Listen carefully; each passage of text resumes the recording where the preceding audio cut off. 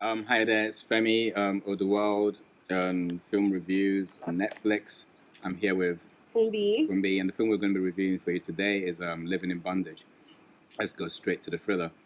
I don't know why I say thriller. Let's go straight to the trailer. Whichever one. Let's shall go to it. You know, you remind me so much of my younger self.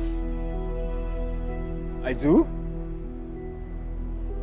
Growing up, we always wanted more.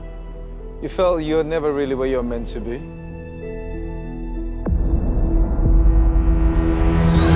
Come on, we go. Look at this life. Do you want this life? And I can give it to you. Everything. I'm giving you this right now. 150 million, I swear to God. One kebab. Let go sit down, no doubt.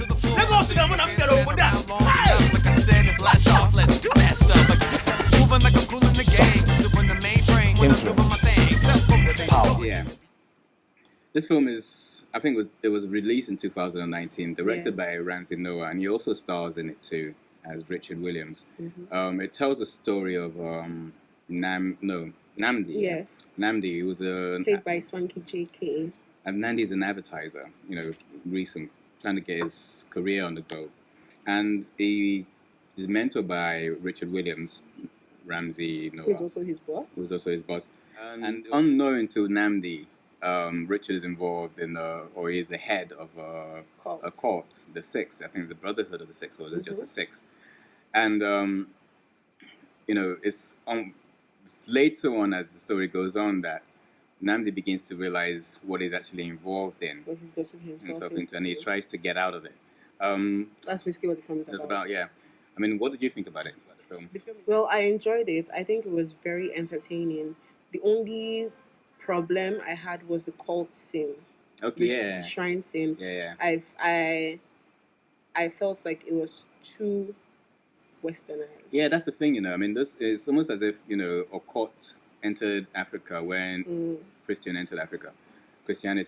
I mean, it's almost as if you're watching a European cult scene. Especially because we know old Nollywood and what their shrine or cult scenes were like. Yeah. And so watching this scene, it just felt it didn't come off as intense as the Nollywood shrine scenes that we know.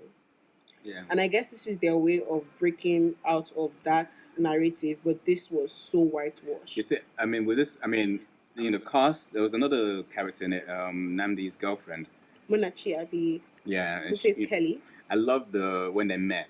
Yeah, I loved the flirting scene. Yeah, the flirting scene. It felt so natural, so real. I love that. The only scene I did not really enjoy from her was the confrontation scene. It felt so flat. It was such an intense scene. It was a kind of a roller coaster of emotions, and it wasn't. There was that typical Nollywood thing of the aspiration of wealth, and it's been played so many times that the way to progress in life is to be wealthy. Yeah. And I think Namdi got a hard shock when he had to realize that he had to kill certain people to to be on top of the game.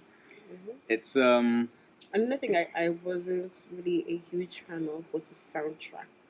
Oh yeah, I mean, did it count? Is that, like I said, I watched it for 3 days. I don't want to say 3 days straight. It was so much Larry Gaga. And then I found out that he was the one who was in charge of making the soundtrack of the film. I'm just like, why would you use mainly your own songs for a film like this? Okay. I think that they should have been more intentional with the type of music that they used, and they could have done their research. There are many more Igbo artists other than Fino and Zulu. So they're very typical in the soundtrack. We're tired of hearing those songs from Nollywood whenever they have an Eastern film. Okay. You see, I've not really paid attention to that. Yeah, I paid attention. That was one thing I took note of. I'm just like... Because, I came across... I don't want to even start mentioning other films, but Fino, I think, was in... Lionheart. And I love the soundtrack to Lionheart. But with this one, I think it wasn't catchy to me. Yeah, it wasn't. I don't think it really told the story. There were some parts of the music that didn't really tell the story. How would you rate this then? I would give it... I actually did enjoy it. So I'll give it like 7, taking it as what it is. Rating out of 5. Okay, out of 5, then I'll give it 3. Yeah. I give it 3. I mean, one thing that I like to think about the film, it felt flat at the end. With it. Now, when I say the end, because it's a long film, so the last 40 odd minutes, it was almost like they were just rushing things along. You know, how the supposed blogger was involved and why he was involved and how they arrested. But these are stuff that, you know, it's really based on the writing talent that why and how those things were unfolding so soon at the end. Well, what can I say about it? I mean, it's enough of Nollywood film. It's not typically Nollywood. They pay attention to certain elements that, you know, Nollywood fails on. They paid attention to dialogue. It did work on dialogue. The storyline, the plot kind of came, you know, short at the end. It was too soon. His relationship with the father is this and that. I think it had so much more potential. Yeah, they could have taken their time and delivered the last 40 odd minutes of the film and made it more catchy. You know, we're expecting a sequel, so that's another thing people are saying. You know, a sequel or so. But well, this is our opinion. You might, you know, think totally different and love it, and whatever it is, leave a comment down below. Let us know what you feel. What was the name of the film again? Living in Bondage. Catch it on Netflix. Bye. It's okay. It's called Bacon Free. Yeah. Catch it on Netflix, man. Bye bye. What do you know about Richard Williams? The Six. This cult group, the Brotherhood of the Six, have been involved in countless murders. What do you have to do with all these killings, Mr. Zion? Why is he after you and your son? If we go down, you go down. You are in grave danger. And the minute they start to inch close, I snap their necks. When you take, you give. It's the order of things. This is no game. Clock is ticking. Tick, tock. Tick, tock. What have you done? Nancy! Leave me alone!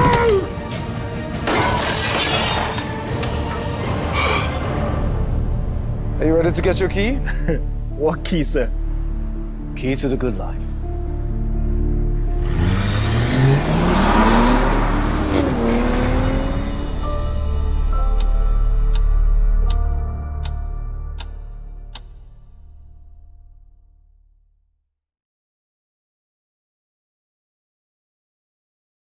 I mean, trying to understand the occult scene. Yes. And to say that, okay, what was old Nollywood about in the occult scene? So my problem with this occult scene was I felt so whitewashed compared to old Nollywood cult scenes that we had people disappearing, appearing, you know, thunder coming in. And it wasn't even in a tacky, some were tacky. Yeah. But some actually evoked fear.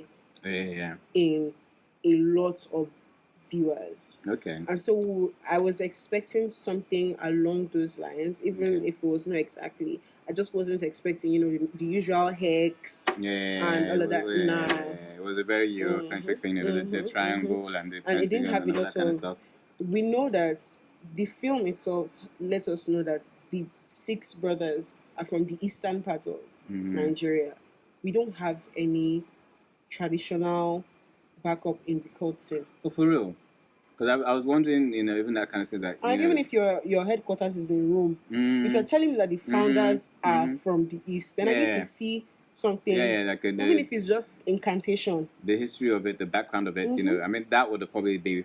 Yeah, I mean, I think, there was a lot kind of thing that was a hole in the film. There was a lot of holes in it. You know, if you're going to be asking questions about how is this possible, where is this possible, where did they get the idea of doing the triangle things? You know, is it, you know, they went to like what is the symbolism, like everything. Is this Brotherhood of the Six a borrowing quote from a European and American place? So they bring it to Nigeria at that point, or was it a Nigerian thing right from the beginning, and you know, it's developed into a European kind of core. And that's one thing with Nollywood films is like they just rush into even the cult scene that they copied from another industry. When you watch white films that have scenes like that, everything has a meaning. Yeah. I mean, there is in their books. You know, you find old texts, you know, whether they're from 16th century, 12th century, states these things, and Yeah. this is how the process of how these things were back in the days. There's none of that. So it's not just what you see and then copying it and okay, this is how it's meant to look. What does it mean? There should be a history behind it. Yeah. Yeah. So That was it. anyway, we're all good.